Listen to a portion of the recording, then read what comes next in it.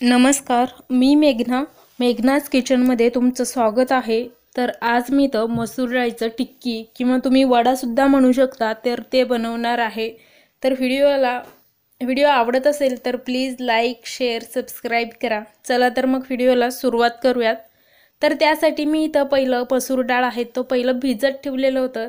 तर साधारण मी 1 तास भिजत ठेवलेलं होतं। तर तुम्ही कमी जास्त वेळ सुद्धा ह्याला भिजत घालू शकता। तर हे मसूर डाळ असल्यामुळे खूप लवकर असं मऊसूत होतात, लगेच भिजतात।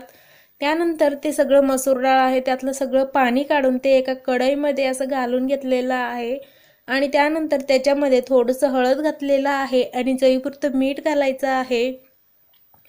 त्याचबरोबर मोठ्या वाटीनं 1 वाटी मी पाणी आहे तो घालून घेतलेला आहे।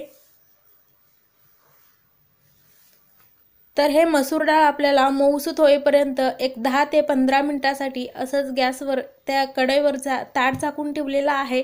तुम्ही कुकरला लावून शिजवून घेतलात तरीही चालेल। तर 10 ते 15 मिनिटांनंतर मी तुम्हाला इथं दाखवत आहे। आपलं मसूर डाळ आहे तो छान असं यातलं सगळं पाणी गेलेलं आहे आणि डाळ सुद्धा मऊसूत असं शिजलेलं आहे। अजून जे काही थोडंसं पाणी आहे तर ते अजून असं चमच्याने हलवत एक 5 मिनिटं मी बारीक गॅसवर करून घेतलं आणि त्यानंतर हे थंड होण्यासाठी एका ताटमध्ये काढून ठेवलेलं आहे। थंड झाल्यावर ह्याच्यामध्ये तुम्ही तिखट तुमच्या आवडीप्रमाणे घालू शकता। तर मी इथं थोडंसं चिली फ्लेक्स घातलेलं आहे आणि सोबतच हिरवी मिरची सुद्धा मिक्सरला लावून असं मोठं वाटून घेतलेलं आहे, तर ते सुद्धा घालून घेतलेलं आहे आणि त्यासोबत कांदा आहे तो मी असं मिक्सरला लावून बारीक करून घेतलेला आहे। त्यासोबतच मी त्यामध्ये कांदा, अद्रक, थोडंसं लसूण घातलेलं आहे। लसूण घालायचं नसेल तर नाही घातलं तरी चालेल। थोडंसं जिरं सुद्धा घातलेलं आहे। त्यानंतर ह्याच्यामध्ये चवीपुरतं मीठ घालायचं आहे आणि सोबतच अर्धा वाटी मी इथं बेसन घातलेलं आहे। तर बेसनाचं प्रमाण नाहीये, तुम्ही इथं हवं तेवढं घेऊ शकता आणि सोबतच थोडंसं चाट मसाला वगैरे घालायचा आहे। चाट मसाला नसेल तर आमचूर पावडर सुद्धा घालू शकता, त्याने हे खूप छान लागतं टिक्की। तर हे बघा, असं तुमचं जर पीठ पातळ झालं असेल, हे डाळीचं पीठ आहे तो असं पातळ झालं असेल तर तुम्ही अजून थोडंसं इथं बेसन पीठ आहे तो घेऊ शकता, अजून एखादा चमचा।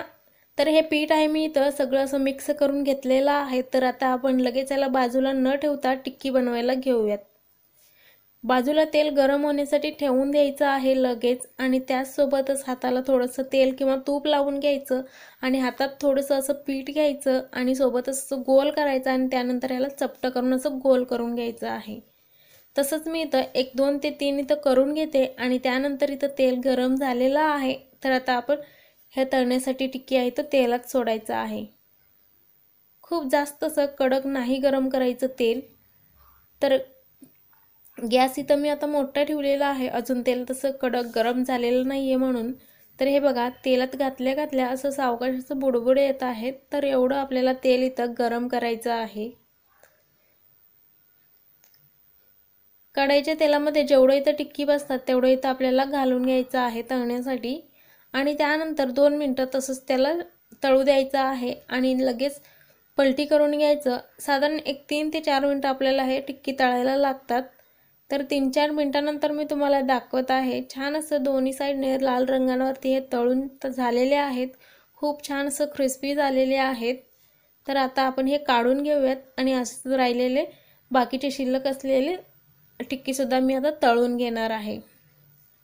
कलर बघू शकता, खूप छान दिसत आहे।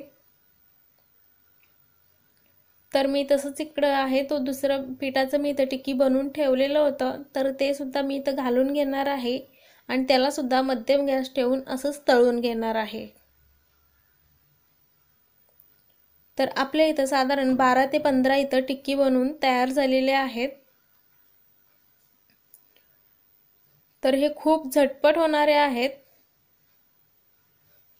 तर तुम्ही सुद्धा असं सकाळच्या नाश्त्याला वगैरे बनवू शकता किंवा कधी खाऊ शकता।